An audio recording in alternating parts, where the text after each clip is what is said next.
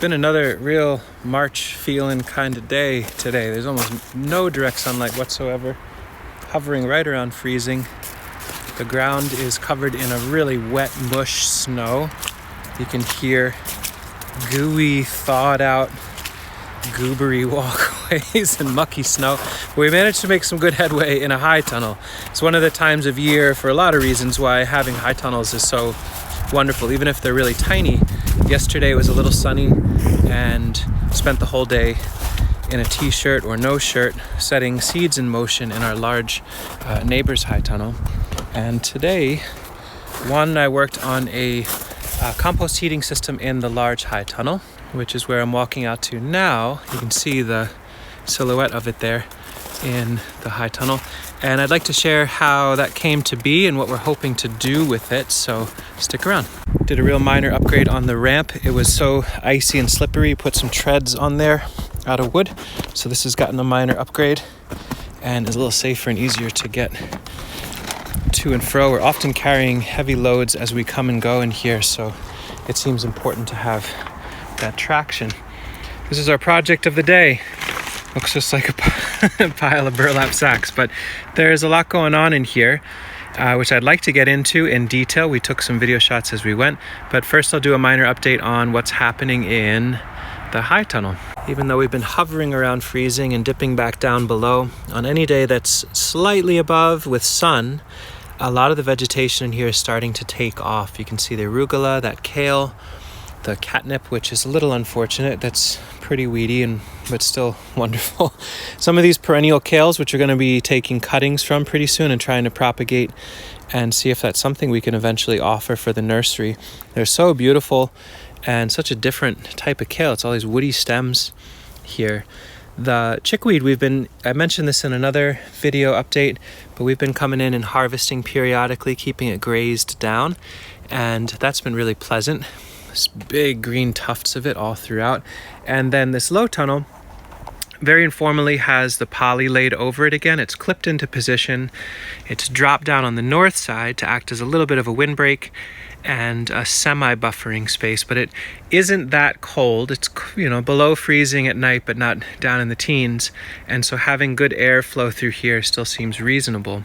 Everywhere that there's lightly flaked hay is an area that has been seeded and deeply hydrated. So here's an area that has cilantro and Bloomsdale spinach, some lettuces, and then a whole bunch of parsley over there. And that will be meant to stay here until the heat of the summer.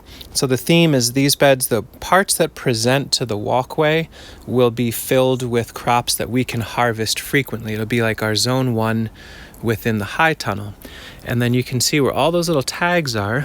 The same thing over here. That's the north side of these beds.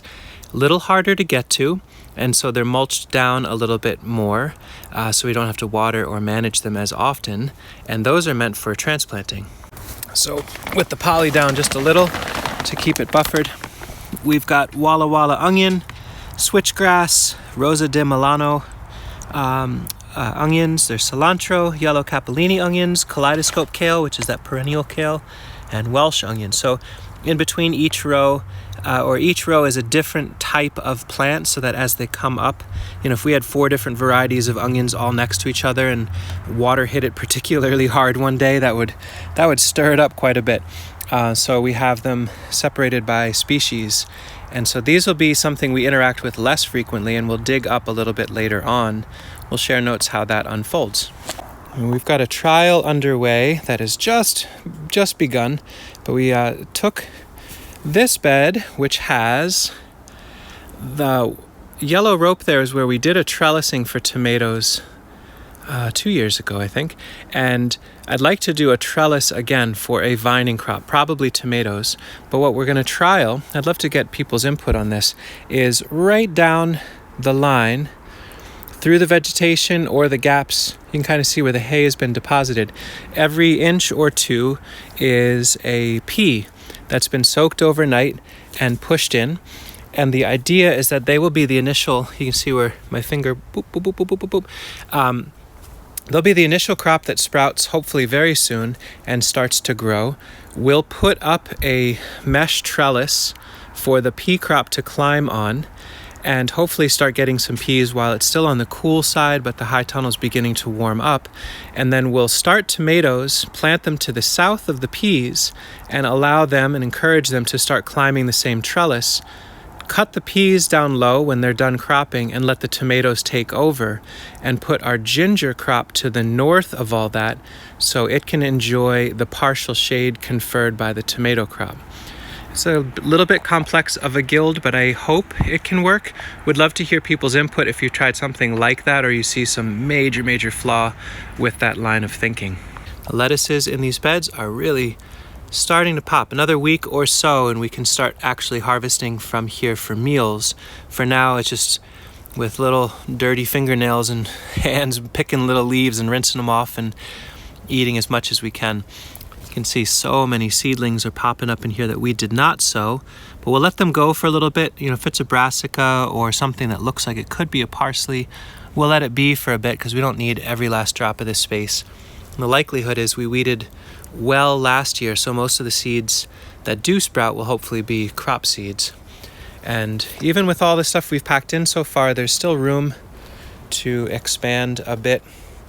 Anywhere that's dark and does not have hay is a place that can receive some sort of seeding, either a crop for us to enjoy this spring or something to transplant out later on. That is the update for the space, the overall space. I still need to figure out the middle walkway. I was going to do a heat exchanger and all that, and I realized I want to go a little bit simpler. So I think what we'll do is pull the black irrigation hose out of the way, lay this PEX circuit back down into the ground, cover it with hay so it's nice and smooth and not mucky, and then just leave it as a nice recessed walkway. It's been nice being able to walk through here and drag a hose that doesn't bop into the crops, and we're a little bit lower so the crops are higher. It's easier to get to them. So I think we're not going to try air heating complexity, which kind of brings me to the project we worked on today, which is this beast in the corner. It's a roughly 4 foot by 4 foot by 3 foot compost pile that is meant to be a heat system, like a heat pump for the whole space, but with really pretty much no complexity. I'll first try to explain the build and cut away to some of the shots as we put this together. So there was a pile of hay that was here, which was what we had harvested from the walkway last year. And so that was the foundation of this. We moved it to the center so that we could put in this simple 2x4 welded wire fencing. And we just kind of bent it in where we needed to round the corners. And then in a few spots we added these battens that are screwed in where it met the wood. So that has a very firm, positive connection to the wood. We can unscrew those later. And then where it was in contact with metal, we just twist tied in some 14 gauge wire, and that really stabilized the basic structure of this. And then the concept was to make basically like a shingling style with these metal roof offcuts. We had a stack of these, and I really like how that came together. There's no wires or complexity here. They're just basically in position with the pressure of the compost against them. They're 2 courses high.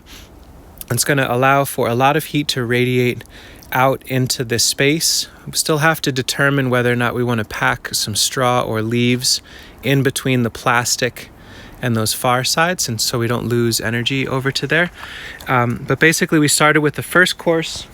Juan and I went into the chicken yard. In the winter run, we have some pockets of compost that are just way too hot for germination of seeds or for worms. The chickens don't really love it.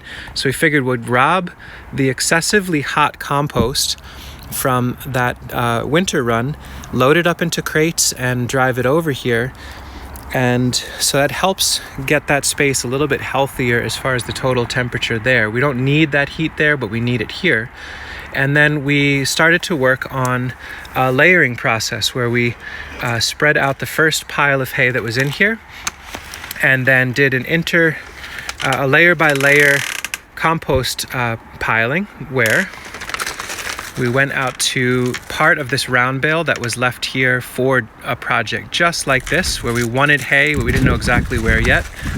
The wind is telling me to close the door. We would Put a nice layer of hay and then 2 crates or 3 crates of the hot compost. Spread that out and then another layer of hay. So it's basically insulation all the way around the edges, aeration from the drier hay, and then extremely high nutrient and compost creation from the compost. It was fun sticking the second course of metal into here. Climbed in, tried not to squish everything too much, and snuck them in. And they just fit right into the recesses of the first layer. And overall, the aesthetic of this feels really tidy and simple and organized. And here's what I love about what can happen with this is now we have a 4 by 4 foot area that over the next day or two, I'd expect it takes a little while to get up to speed. We just have the burlaps over here for now. Actually, I take that back. This already feels very, very hot, and it's an hour later. Yikes. Okay. Well, I should bring a temp probe out. I guess this is around 80 Fahrenheit to my hand. And we're going to let this slowly come up to temp and then soak this all down so it can really get nice and warm. And this 4 foot by 4 foot area will be a place where we can put flats of our tomato and pepper, okra, hot weather crops that need bottom heat. We also have 20 pounds of ginger that we bought this year, seed ginger, with the idea of infilling all throughout this high tunnel. And so we need a place to provide bottom heat for the ginger to help sprout it. And so by all those flats laying directly on top of the compost, they can absorb the heat directly. The metal around it will keep the wind from robbing the heat and also give us the option of putting rigid plastic over this if there's a particularly cold night. Although my default will not be to cover this because I think it will burn out these flats really easily. And then the entirety of the heat that is coming out of this whole system will radiate generally out into this space. So it won't go directly into the beds in a very efficient way, but there won't be a PEX circuit with a pump and a fan and all these different things. It's just the heat comes out and it's in this space.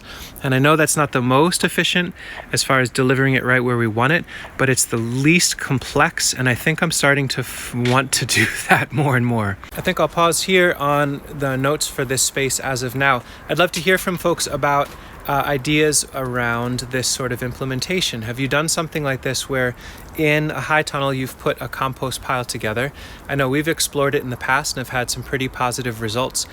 This feels like an upgrade insofar as being a little bit more organized, having radiant sources, radiant walls going out into the space, and coupling it with lots of seedling flat production on top and bottom heat for ginger and other warm weather sprouting.